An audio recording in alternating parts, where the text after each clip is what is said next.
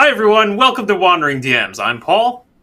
And I'm Dan. On today's episode of Wandering DMs, we're going to be debating the merits of original D&D in 1974 by Gygax and Arneson versus Basic D&D in 1981 by Tom Moldvay. Paul and I run D&D in a very similar fashion, but one of us comes from original D&D and the other comes from Basic D&D. So which one is better and why? All that and more today on Wandering DMs.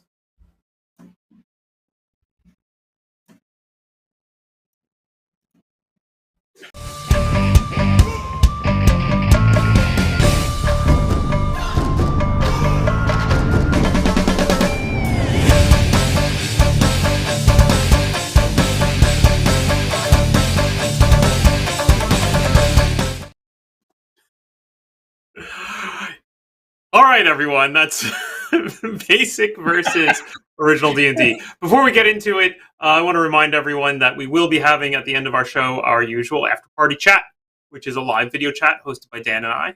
You can join it. It occurs right at the end of the show, around 2 p.m., maybe 2:10 p.m. Eastern Time. And it's hosted on our private Discord server. You can get access to that by becoming a patron. Visit patreon.com/wanderingdms. Join at any tier, and you'll get an email about how to access our Discord server. And come on in, join the chat.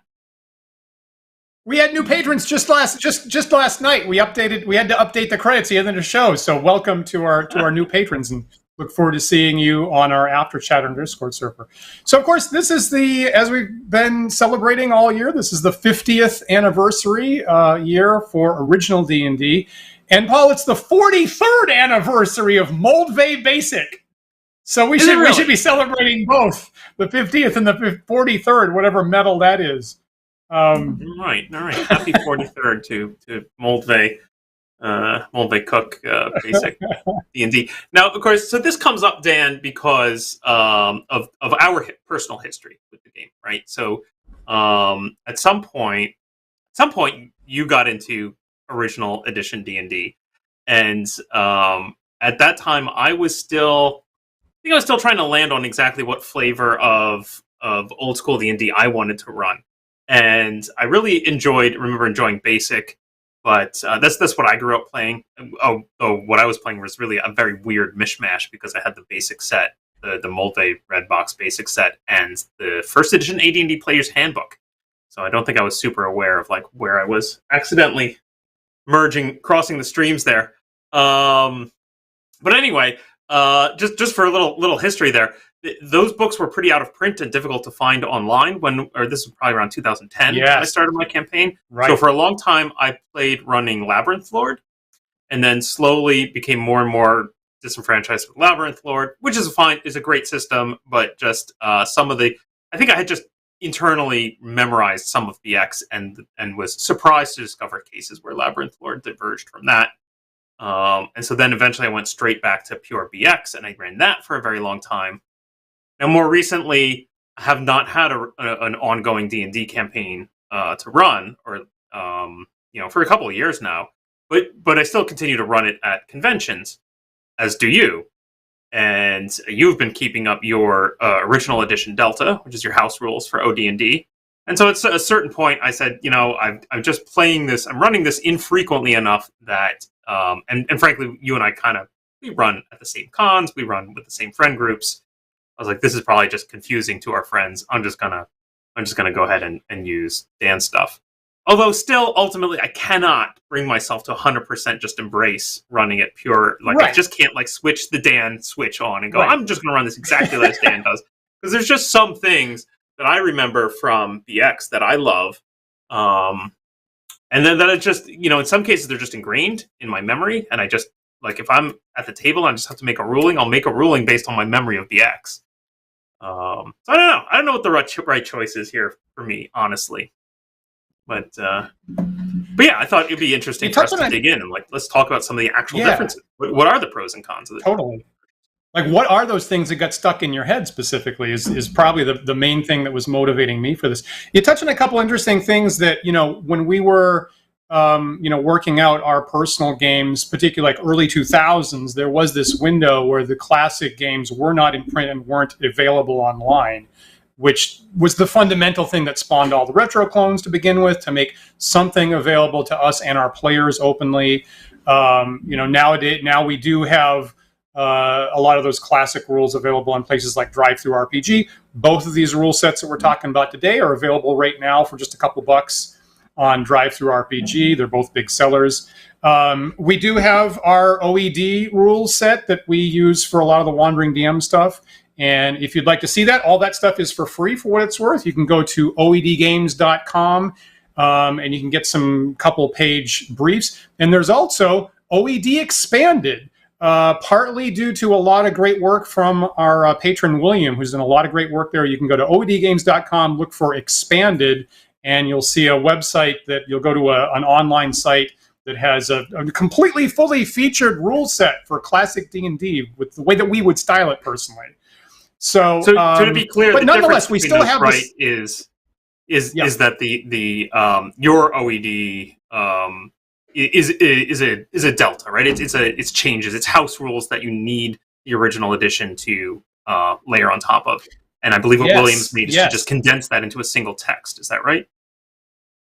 What we have is me coming from using original D&D as my basic assumption. What I've usually called OED, you're right, Paul, are house rules, modifying a couple things in original D&D. And Expanded is everything you could possibly need, even if you didn't have original D&D. We do have at this point a fully featured expanded game form that you don't even need original D&D for. So it is a complete game at that point. Building off of original. Just credit where credit's due here. Dan seems to like to use the royal we. I had no hand in writing any of this. This is all Dan. I mean, okay, a lot. I mean, okay, so for OED, I have the typing, right? But a lot of the ideas have been bounced off Paul, and things that maybe I've learned in games with Paul, frankly, have gotten into it. So Paul's partly to blame. No, I have to take a. If there's something wrong, you should probably blame me. If there's probably something wrong, you should definitely blame me. I will take responsibility for stuff that doesn't work right. Here's just another funny little tidbit that folks, especially folks who are watching the video, apologies to those of you listening to the audio podcast. But another just oddity here is I have a stack of books here that I'm going to be referencing as we talk about this, and they are the original texts, but they're going to look weird because for some reason my at the time when I was digging through different versions of D&D and getting into running classic D&D, I was also picking up the hobby of bookbinding. So I have some books here that I promise you are the original text, but are not going to look like any books you're used to. And just for an example here, here's my Labyrinth Lord books, which look, gosh, an awful lot like the BX books. But this is actually just the original Labyrinth Lord text, which I broke apart into a player's version and a DM's reference and as two separate books. I actually have a whole pile of the players' ones, which I used to just keep on the table for my players because I was like, you're not going to have the books. Here they are. Go nuts. Nice. So I use that for Labyrinth Lord a lot. And when I switched to BX, of course, now I have this text here, which, again, looks weird. It is, in fact, both the basic and the expert rulebook bound into a single volume. And then, of course, I have my original edition, which just looks completely unlabeled and plain. But there you go. Just so you're, in case anyone's wondering what's going on, what are these weird books that Paul keeps lifting up and looking at? That's what's happening. Likewise, I'm accustomed to seeing what Paul has there. Likewise, I also have a big stack of books over here. And one thing I'll point out is that you can tell how much I used books by how much they're completely torn to shreds. And, because I don't have any bookbinding facilities over here. And I will say, look, I got started with the Holmes basic set is actually how I personally started playing D&D myself. And I had a really long running campaign all through actually elementary school, junior high, and high school in Moldvay BX. I mean, it's a great set, and we had great times with it for over a decade. So my Moldvay basic rule set, which initially was actually borrowed, which actually another player had as a gift, and then just handed off to me and said, Dan, could you run this? This is completely torn to pieces, pretty much. So well used, and the cover's off, and there's tape inside, and all kinds of stuff like that. So this has been a well loved, well used, very useful rule book, I got to say. That's great. That's great. I have, you can probably see behind my head, I've got a couple of the original boxes, which have like nice copies of those original books in it. But somewhere along the way, when I was collecting these things, I did end up with a couple of copies that looked a little bit more like Dan's. And in some cases, the cover was just completely destroyed, which is ultimately how I ended up building this thing. Because I was like, I have the pages, the covers are dead, and why don't I bind them up? So, and just so you know, nope. This does not try to do what the BX text claims you can do of commingling the pages into sections. Yeah. That was a lie, a falsehood. It is actually totally not possible to do. So I just have all of the basic book followed by all the expert book here. Yeah, totally true. So totally true. Another document I have at hand, Dan, which is available on my blog at Paul's Game Blog, is this little 4-pager. Called the BXCL. So when I was running basic D&D, I was starting to write down my own house rules, things that I had changed, which I just called the BX change list, or the BXCL. I haven't looked at this in a long time, but I found it useful to go back and look at just to remind myself what was core versus what was I changing, just to remind myself. So I might reference that thing a little bit too. Nice. Well, let's get into it. Okay, so I had the opportunity to play in one of your games about a week ago. So we sit down to make player characters in a game that Paul's running, and we're going to say, OED is largely being used here, and you say we're basically playing original D&D is what you say to the players, and as they make characters, the very first, and I do feel like the single biggest change between OD&D and basic D&D, but specifically Moldvay. This is not something that existed in Holmes Basic, actually. But the single biggest change, what would you say, Paul, is the thing that always comes up from a player when you say we're playing original D&D? I mean, you original rather than basic? Yeah, when you say original D&D and a player's making a character, the first thing they say is, oh, well, then the characters are like this. I would guess that the thing I seem to recall is that people immediately, when you say you're playing an old edition or classic edition of D&D, their heads immediately tend to jump to first edition AD&D. And so they're looking for things like that generation systems, like 46 drop the lowest. Yeah? Okay. No. Okay. Yeah. I was thinking of races class. Races. Okay. So someone that's usually knowledgeable. I thought that was originally where you were going, but that's basic. That's not OD&D. Right? Well, that's what I mean. Is a lot of people think that OD&D had races class. That's exactly my point. So you say we're playing original D&D, and inevitably, I find that there's one pretty knowledgeable player who responds to original D, and they go, race is class. Elf is a class, they'll say. Elf is a class. And that was unique to BX. That was, in fact, unique to BX, right? Yes. There's actually nothing in the OD&D text that says that elves... I mean, the interesting thing, right, is I can see where the confusion comes from, right? Because in OD&D, in the very first 3 Little Brown books, you only have 3 classes, right? There's no thief yet. You just have fighting man, correct, magic user, cleric, and class is like the very first thing in there, right? First, immediately it's like making a character, you got to choose a class, and then for some reason race comes after that, and then as you get into the classes, the races, it just says things like, well, dwarves may only opt as the fighting class. The end, right? Halflings can only be fighting men.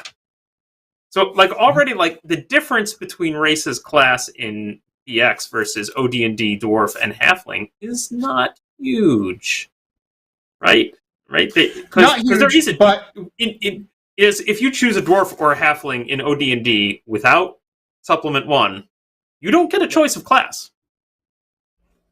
True, but you still have to look at the fighter advancement table, right? There's no dwarf labeled advancement XP table. There's no halfling labeled XP table. You have to go to the fighter XP table. I agree. Because that's your class. Yep. And then ultimately, then you get the super confusing entry for elves, which tells us elves can begin as either fighting men or magic users and freely switch class whenever they choose from adventure to adventure. And how does that work? It doesn't really tell us. But it's the germ. Of course, Paul is correct about that. We can debate what that was intended the moment that was written. But that, of course, that was the germ of multiclassing. That's what became multiclassing later on.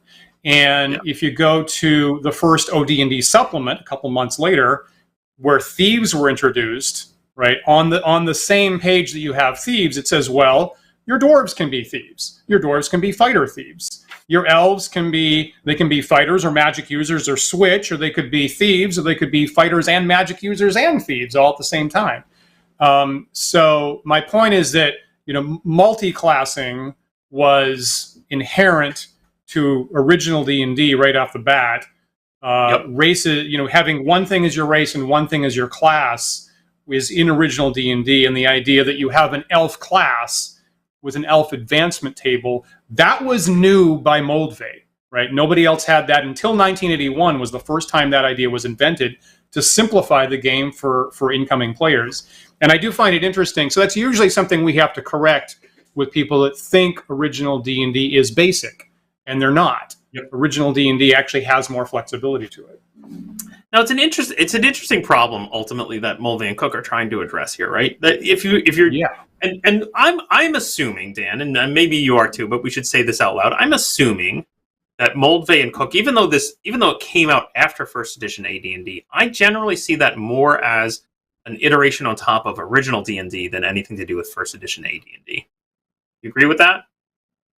I do agree with that. It's 80% the truth. There's a couple places where it looks like some ideas from AD&D got in to basic, but it's very uncommon. It's clearly, and I think they were saying in promotional material at the time, it's clearly in their tradition of original D&D.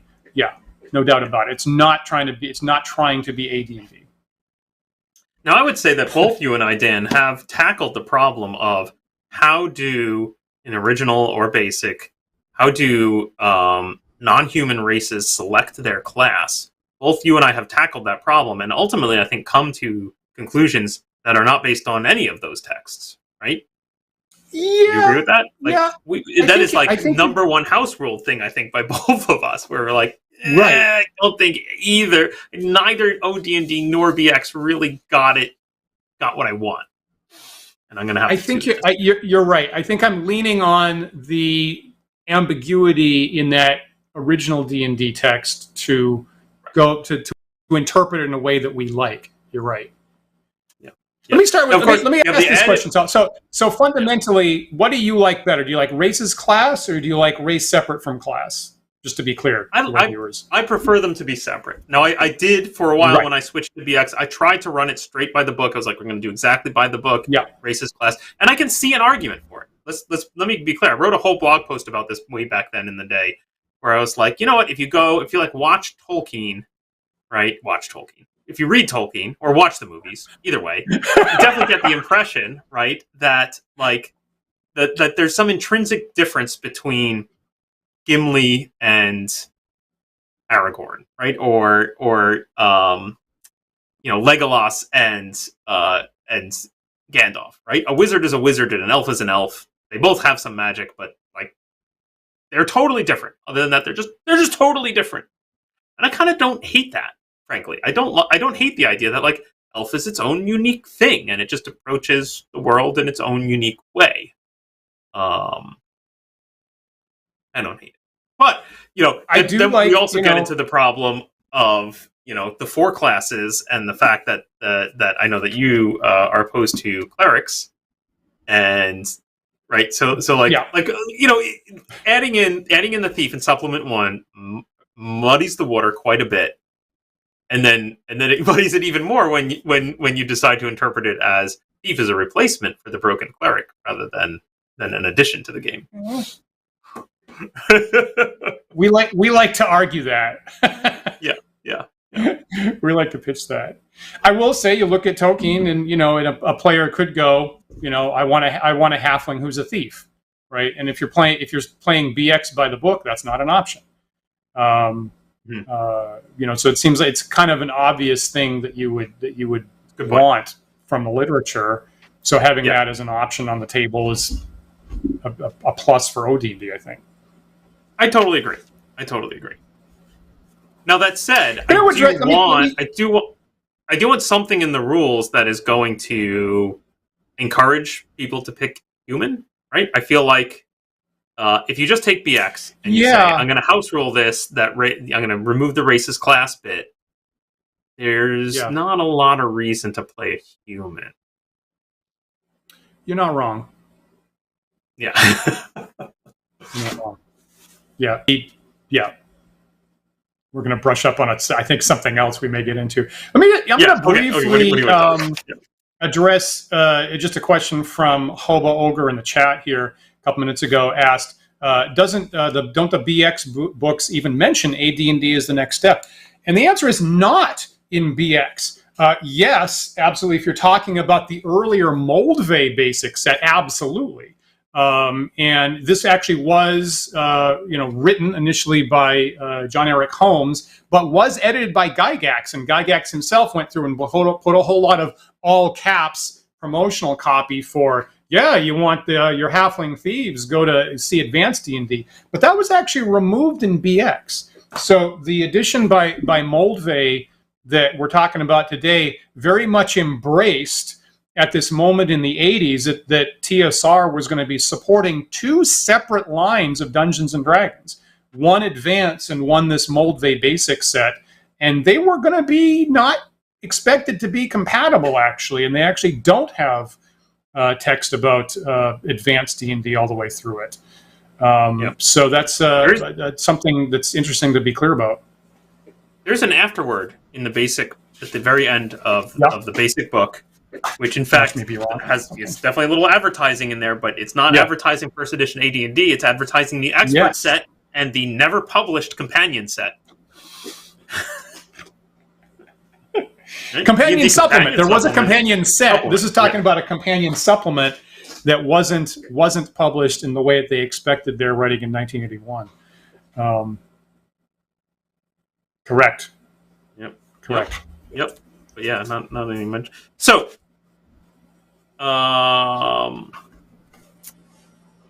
so I did house rule. Sorry, I want to get back to the racist class discussion.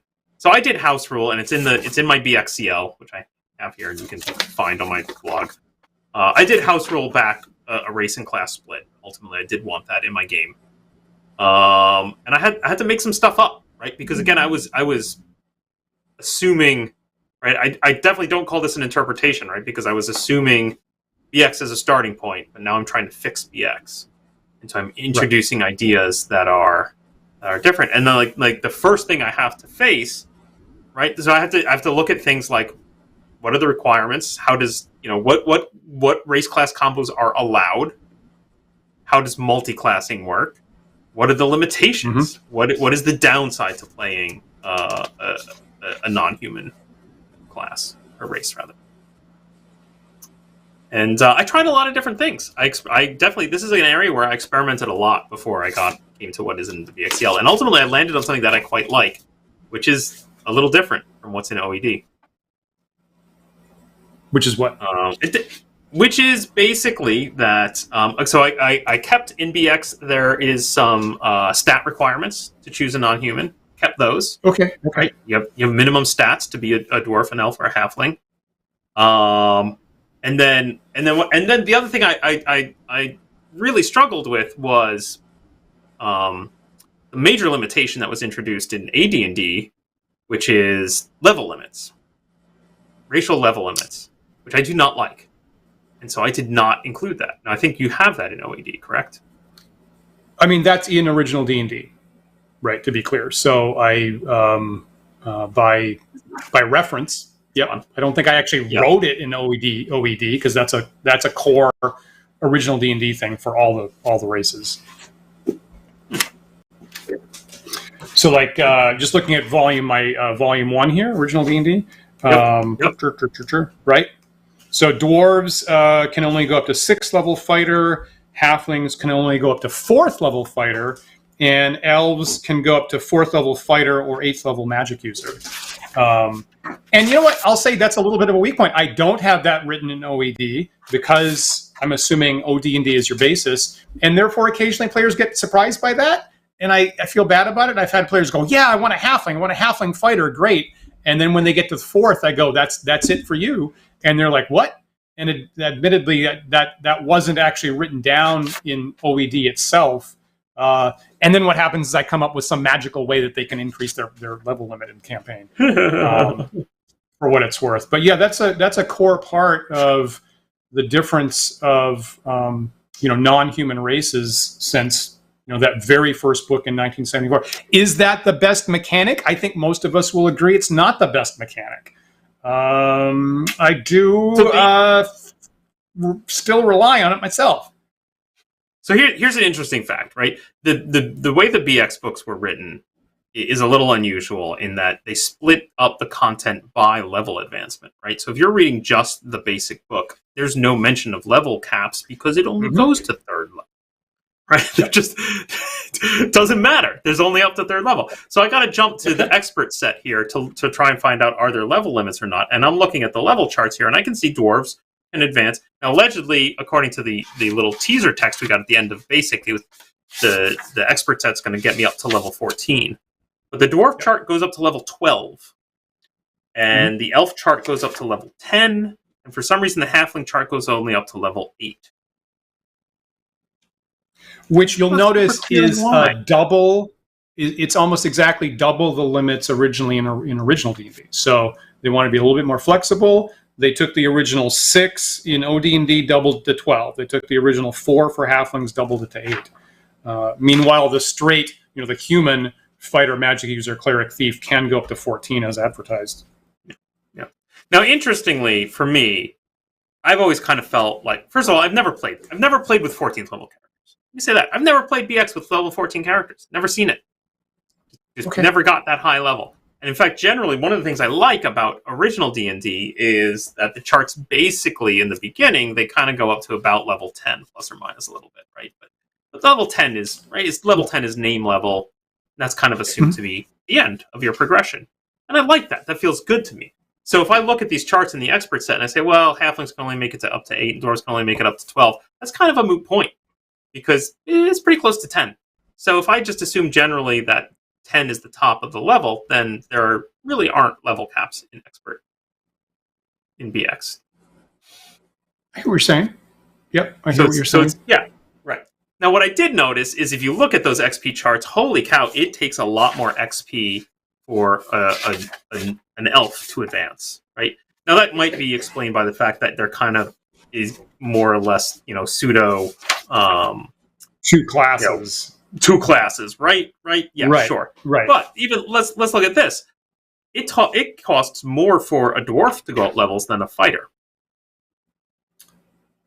True. By a little bit, right? By about 10%. By a little bit. But yep. So ultimately, that's what you're going to find in the BXCL. So in the BXCL, it says that gives out the list of the different classes that you can be as different races. And then it just says that dwarves and halflings need 10% more XP per level to level up, and elves need 20% more XP. That was where I landed, and it worked pretty well. Yep, cool, legit. Happy with it. Yeah. Cool. Yep. But now we're definitely getting into like very house ruley stuff. So here we go. So that's sure. What I'm really trying to lead into is like, are there level limits in BX? And the answer is, sorta, but not really, but sorta. Yes, my halfling can only make it up to level 8. Right? And versus 8 versus 14, if you're assuming BX should get us up to 14, that's a pretty significant limit, I think. Yeah, it is. Yeah. So that's interesting. So that was maintained. That's something that was adjusted exactly what the level limit is, but yeah. Yeah. Well, and it's just interesting to me that I don't think the text ever calls it out as a level limit. I'm trying to remember here. Unfortunately, I'm not spending I need to spend more time. I won't be surprised if somebody can call out and say, "Oh, this would turn It the says, page to X13 or something." Yeah, an X7, right? Definitely in Basic, certainly not, right? In Basic, certainly not. Yeah, but no. It's on X7 where the first sentence for each race calls out what their level limit is. It's true.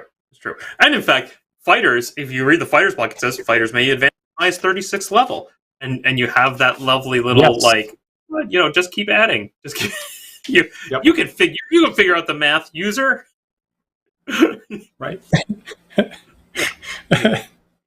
It's funny, it's funny that original D&D is actually the only rule set that I know of that explicitly says out loud there's no limit to level, and specifically says here is the math and you can advance, including add more spells, to any arbitrary level you want. And other editions like BX specifically say 36 is the highest anybody's ever going to go. And even AD&D leaves it ambiguous. They have a table that usually goes up to about 30. They don't specifically say one way or the other if that's a hard limit.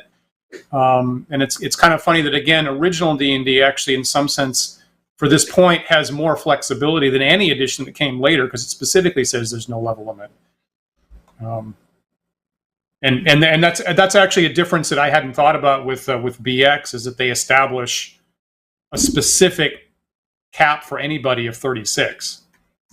Yeah. Now that will not affect your game. that will not affect anyone's game, as far as I know it. I've almost never heard of campaigns that get into those double-digit levels. Yeah. I am aware that Frank Menser has run a few games at TotalCon in the past that are exceptionally high level. But what he's running is some weird amalgam between OD&D and AD&D First Edition, I think. I recall. And that's the exact example I was going to say. Is I know that Frank Menser plays at really, really super high level is what he likes to do. And partly, my understanding, and I've asked him just a couple of questions online in the past, actually, is that fundamentally makes the rule set really not important anymore, is because the characters are so high level, they can frankly do anything that they want whatsoever. And it becomes much more about negotiations and role playing and what is the king doing and this kind of stuff. And, like when I asked him, like, what do you do about falling damage? And more or less the answer was, I just don't care because all of my characters can always fly. So it just doesn't matter in any way, shape, or form. There's a lot of other rules that wind up in the same zone as that for Frank. And Paul, I'll also say you mentioned that, like, when you were playing in the past, you'd use Moldvay BX and then also a mishmash some advanced books. That is so common. We had a little bit of conversation on our Discord server this morning, and that was the very first thing that was commented. It's, yes, I like BX, and I add some AD&D stuff to my taste and some house rules, and so common in the 80s to be playing that way. And I'm not surprised that Menser's also kind of in that bucket. Yeah. It's funny, for the sake of this particular episode of Wandering DMs, that we are trying to iterate the differences between OD&D and BX. And unfortunately, the fact is we're going to come up with, like, a lot of, like, sorta, maybe it's kind of like this, we think. But unfortunately, that's the way the text are. They are ambiguous in certain places, and everyone else rules and stuff. So, yeah. True. I feel like race's class is pretty clearly a difference there. That is a pretty big difference, and it's an interesting thing, and it is. I think it's fun to play with now and again, but as a regular ruling, I'm not a huge fan. Like the Matrix, right? I like else. You have 4 classes and 4 races to choose from, and so, like, there's a whole lot of combos. See, I like that. I like that mix and match effect. I personally do. That's one reason why I'm really up on race separate from class, is specifically a bunch of interesting combinations like that, with just a couple of basic choices in those 2 categories. Yeah. Other example, I think when we started talking, you and a couple other people were talking about, what about the ability scores? So you mentioned in AD&D, the mode 1 for rolling ability scores is roll 4d6 and take the best 3. In BX, they're still sticking by the book with what happened in original D&D is just 3d6 in order. But on the other hand, they also consolidated what the modifiers are like, right? OD&D has, out of the book, has the ability scores almost don't do anything for you except for experience adjustments. I guess that you can get as much as a +1 to your AC from Dexterity, and I guess up to a +1 on hit points from your Constitution. That's it. That's totally it. So a bunch of experience modifiers, maybe +1 to hit points, maybe +1, I guess, to missile fire. It doesn't affect your AC at all, actually, now I see that. Whereas you go to BX, and you would say the same thing in the earlier basic set, but you go to Moldvay's BX, and now you have a much more nuanced ability score modifier table that might go anywhere from -3 to +3, and it's the same for all 6 ability scores, whereas in OD&D it was possibly different for different ones. No, correct me if I'm wrong here, Dan, but also another interesting oddity of BX here is that the correlation of the modifier to the score is vaguely bell-shaped in BX. And I don't think that happens. Yes. Does that happen in other editions? I don't think it does, right? It's more flat. Am I wrong? Well, okay. Yeah. Well, it's a little ambiguous. When you get to let's say basically yes. Let's say basically yes. When you get to AD&D, right? AD&D tends to be a lot more. I want to say like chaos theory, right? So like the modifiers for Dexterity in AD&D are like 10 nothing, 11 nothing, 12 nothing, 13 nothing, 14 nothing. 15 +1, 16 +2, 17 +3, 18 +4, right? And so all the modifiers in AD&D tend to be like backloaded right at the top end of the scale, and which was part of the evolution that wasn't really planned out a little bit through the supplements.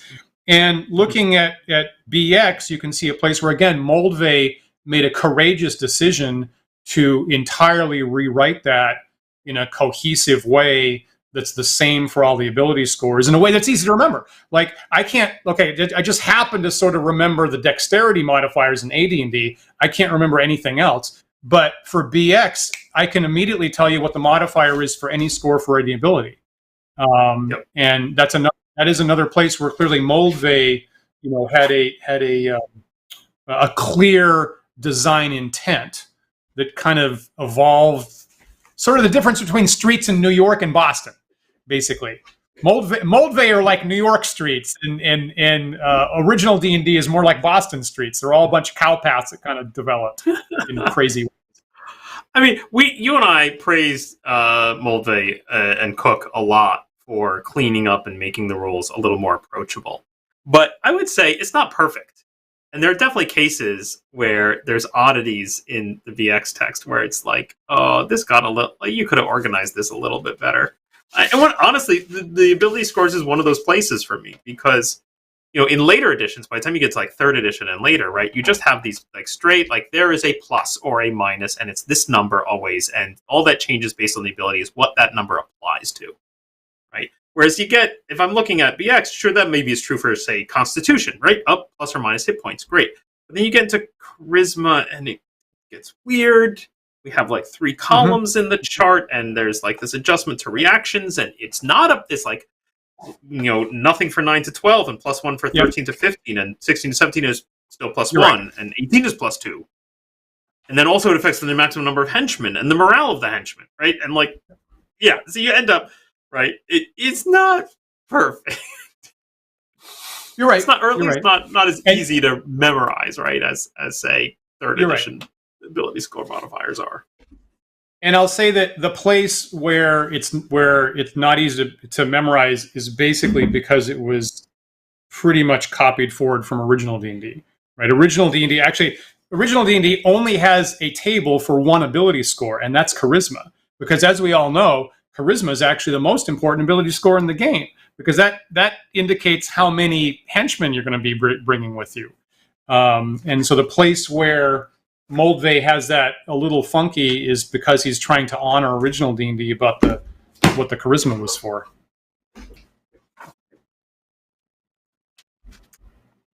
So what do you like better there, Paul? I mean, completely hypothetical world, would you prefer a whole bunch of distinct ability score tables like an AD&D, or would you like something that's more normalized, like in BX or 3rd edition, like you mentioned?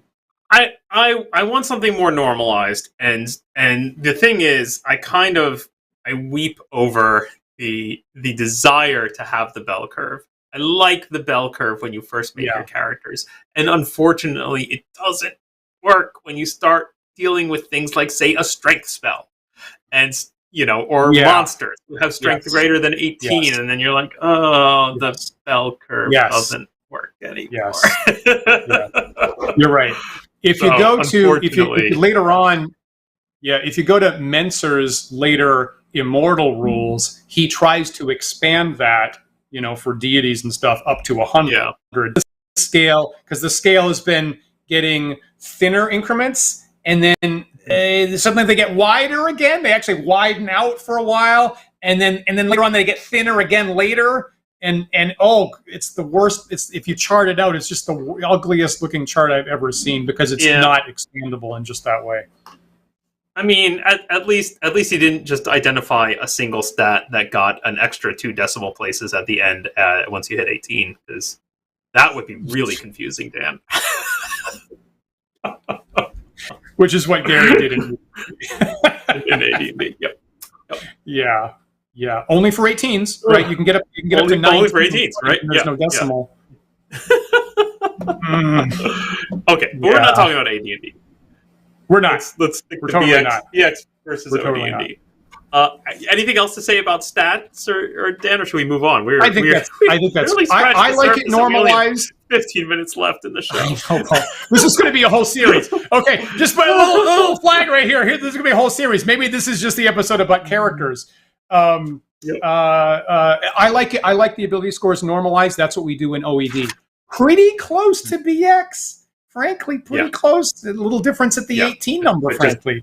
And OED is scalable upwards. That's one of our priorities. There is that it is something you can scale regularly upwards smoothly. Ultimately, when I have time to sit down and think about it, Dan, I like the OED approach. Unfortunately, this is one of those cases where I definitely have the BX charts stuck in my craw, and so like if I'm not paying attention, I will accidentally use those charts and then go, oh, that's right, they don't scale. Damn it. Stop doing that. 18 is not better specifically than 18's a 2 for us, not a 3. Yeah, if you do that, totally then you just get extra pluses every 3 points, and it scales. Yep. Okay, so for our limited time, I have a big list here, but I'm gonna focus on just player character differences. So here's a big one. Is what, and this is a place that also is going to be a little ambiguous, but I do feel there's a big switch here, is what weapons are available to different player characters. And the first one I'll pick out is thieves, right? In original when thieves first appear in original D&D Supplement 1, it specifically says thieves can use magic, swords, and daggers, period. Now, every single class in original D&D only talks about magic whatever. So, to be clear, we always interpret the phrasing of magic this or that as these are the weapons that you can use, whether they're magic or mundane. So, by the book in original D&D, as far as we can tell, thieves can only use swords and daggers for weapons. That's it, the end. And that's basically consistent. When you go into AD&D, they can use daggers and a couple different types of swords, and they do add a sling, and that's it in AD&D First Edition in the Player's Handbook. Okay, Dan, let me ask you a question here. Let me ask you a question here. A clarification, please, because I don't have OD&D memorized in this particular regard. How many different kinds of swords are there, Dan? Well, there's two, and presumably thieves can only use the one actually. So there's sword. Its original D&D has swords and two-handed swords, and we assume that thieves can only use the normal swords. So 2 is correct. So there's no short sword. There's no short sword. There's no short sword. There's just so sword interesting, and right? sword. Right. And this is something that So one thing that I think players are used to from later editions that they will bring to the table that they'll get wrong from both OD&D and Basic D&D then is the assumption that there exists a longsword, and that's not a thing. Correct. Right. Correct. That's nope. Correct. In the BX list, your swords are short sword, normal sword, and two-handed sword. That's it. Okay, now you're right. See, I tend to forget that short sword is in BX. Short sword is that in was BX. added. Yeah. Interesting. Now let me get my contrast is about thieves is that in BX thieves say they can use any weapon. They can use any weapon is what it says in BX. So that's a big difference in original D&D between just two options of dagger and sword at the end, by which we mean normal sword, and BX saying thieves can use any weapon. And so for me, certainly, if I transition between an OD&D game and a BX game, this is a point where I'll commonly trip up over whether the players, which of those rather different menu of options for thieves are available. That is a good point. That's a very good point. What about dwarves, Dan? What about dwarves and halflings? Let's talk about dwarves. Let's talk about dwarves, Paul. So in original D&D, there's no limitation. There's no mention, as far as I can tell, there's no mention of limitation of races versus weapons. There's just nothing. You have races. Here's the equipment list. That's it. The end. Now, it's same for Holmes Basic, because it's just a reiteration of that kind of stuff. Now, BX has some limitations, and Advanced D&D also has some limitations. They're not the same. And so this occasionally comes up for us in our games is in BX for dwarves, for example. For dwarves, it says, the sentence is, they may use any type of weapon of normal or small size, but may not use longbows or two-handed swords. Now, in these rules, there's actually no labeling. Right. Yes. Yeah. Right. Let me pitch a couple, and you can add. Yeah. So among them is that there's no labeling of weapons as normal or small size to begin with, and the question there when it says here's a limit, comma, may not use longbows or two-handed swords, is that the only things that are prohibited to them, or are those two examples of things that are prohibited to them? Excellent question. The organization of weapons, in fact, in BX is one of my biggest problems with the book, right? So first of all, the information about weapons is all over the place, right? If I flip to B12, I get a complete list of weapons and how much money they cost, and that's it. And if I want to know, for example, how much a weapon weighs, or how much damage it causes, now I gotta go look up some other charts that are later in the book, and that's confusing.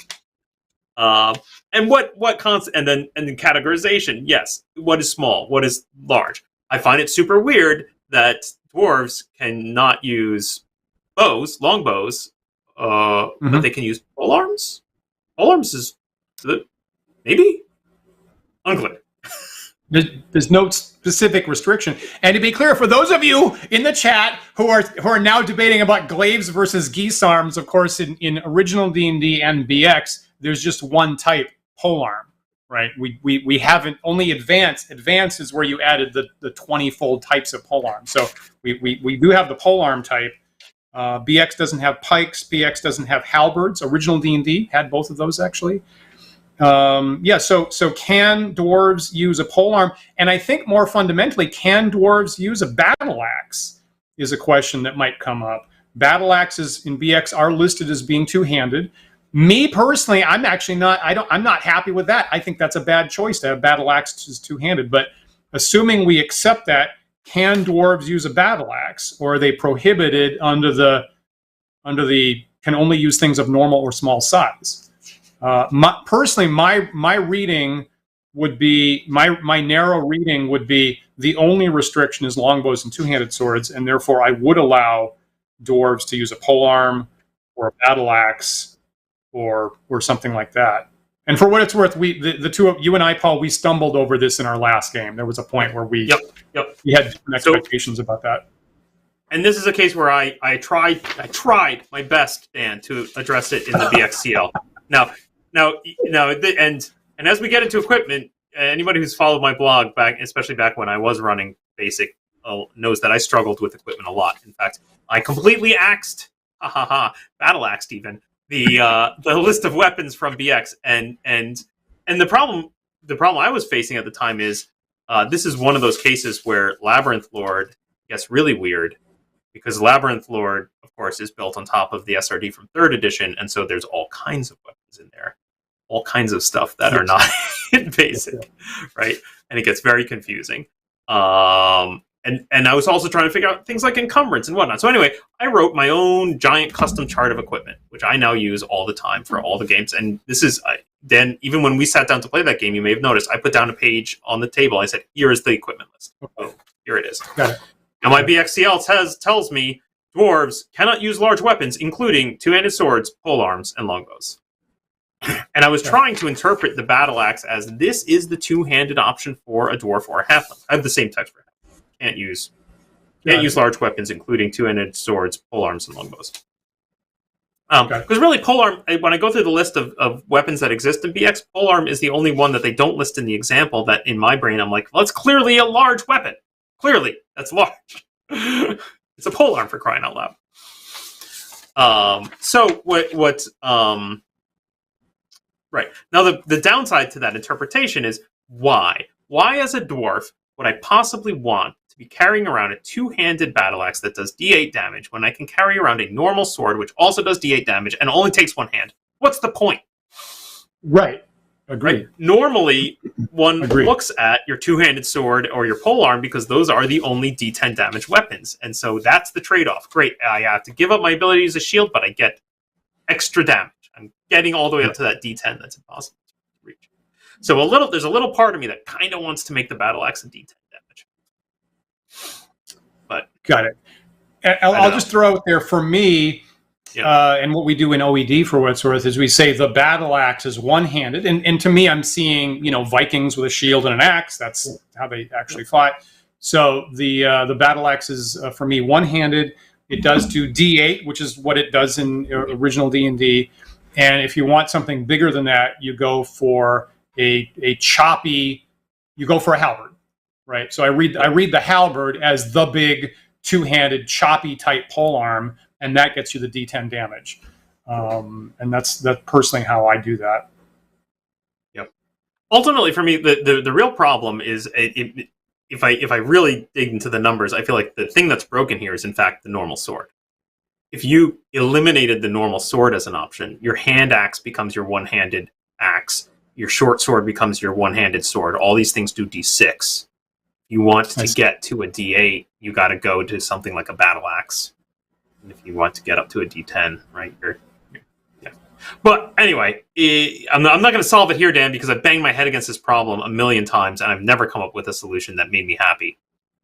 Let me throw this out. I will say, so just as when in the future, when you think about this, right? So original D&D and BX they match in the weapon damage, right? Now, with the exception that OD&D has small target versus large target. Okay, Moldvay made the reasonable decision to slice out that second category. But if you look at the basic weapon damage in OD&D and the basic damage in BX, they match. They are the same. And in both of those rules, the battle axe does D8. So for me, trying to keep things consistent, I would start with, let's just assume the battle axe is D8. What other interpretation can I add to make that balanced with the sword that also does D8? Is the place where I'm trying to tweak what my interpretation is. Dan, I hate to tell you this, but we're out of time. This is ridiculous. This is ridiculous. I do not agree with it, and I dispute this wholeheartedly, Paul. I cannot believe that we barely scratched the surface of the interesting issues between original D&D and BX. I'm looking at my BXCL here, which is 4 pages, which I was very proud to get it down to 4 pages. We've only covered things on the first page. We haven't gotten to page 2. I'm very aware of what just happened. Now, to be clear, all I have been thinking about these exact issues for decades, right? And these are things that are so close to our hearts, and we've thought about them very deeply for years, and we have very strong, very deeply rooted opinions about these things. So I guess I should, as surprised as I am, I shouldn't be that surprised that we filled up an entire episode about the first couple paragraphs of our house rules, trying to properly dial in exactly these issues. So, Paul, would you be willing, please, would you be willing to come back another episode and talk about other interesting differences between original and basic D&D? I mean, only if the fans demand it, I think. Oh, wait, there we go. Okay, yes, we'll do it.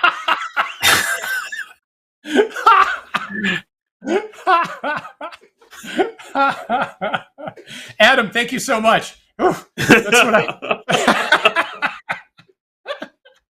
Thank you so much. Oh yeah, I had so many other things to talk about. I have a long list myself. So yeah. Okay. I can't even say that we got through like races and classes. Well, no, I can't. I can't even say that we completed that. I think there's still some more there. So we're definitely gonna have to come back to the second part to this. So Dan, any final thoughts on part 1 of EX versus OD&D? OD&D versus BX? Perfectly clear, right? I love them both, right? Okay, so I've played for a long time with Moldvay BX. Again, I always say, Moldvay just ran the court. Not 100%, but just like really great, courageous design decisions, and really the first person to really edit D&D in a way that was making reasonable changes. Actually, I do think for the better in many cases. And I love original D. I'll say that BX is certain. Just for starters, if you're thinking about picking one of these up for the first time, they're both available on DriveThruRPG for just a couple bucks. DriveThruRPG is currently having a sale right now. So I think you can get BX for about $3 and original D&D for about $6 as we tape this morning. Probably BX is easier to get started with.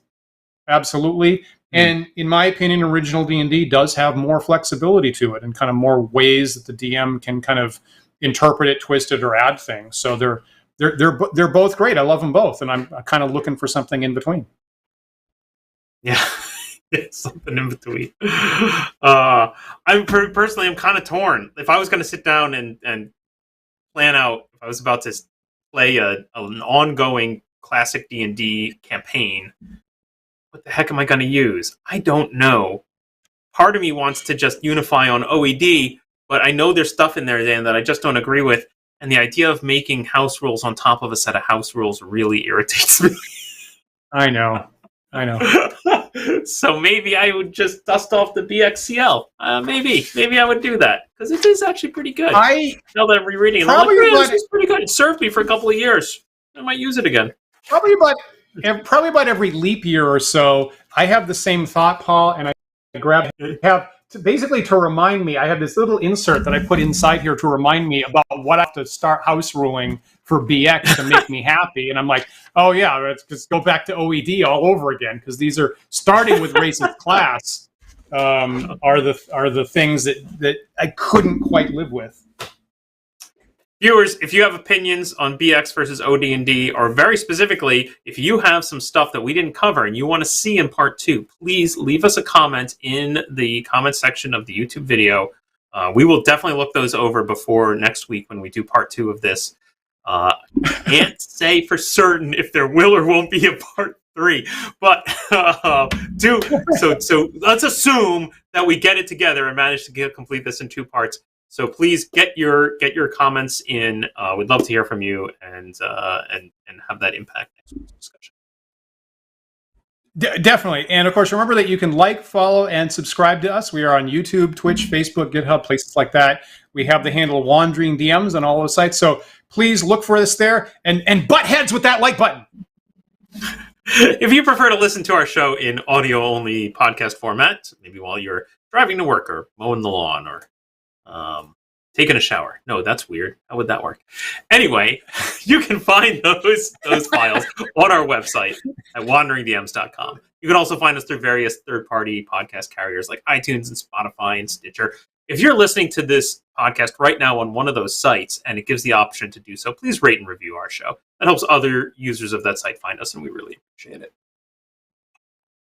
We really do. And as always, huge thanks to our patrons who support the show here. If you'd like to join them, please visit patreon.com/wanderingdms. And just like Paul said at the top of the show, every tier gets you access to our Discord server where the conversation is happening. Well, it's happening before the show occurs, frankly, like this morning. And then it's occurring while the show is happening. And then it's also occurring after the show happened, like all through the week, probably, about issues of classic D&D or new D&D or horror stories or horror games or science fiction or model making or all kinds of stuff.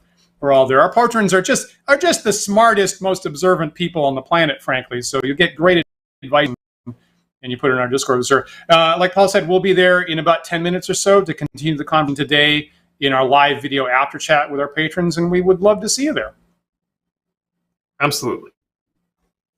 As a little reminder, the Thursday show is on hiatus for the rest of the summer, so you can go back and see the last episode from last Thursday where I finally painted the villains of the 1980 Star Frontiers game that we've been making molds for and casting and lead and painting. So that's currently on hiatus, but we will be back here in another week. So don't forget, we are live every Sunday at 1 p.m. Eastern Time. So please join us again next week for another thought-provoking discussion.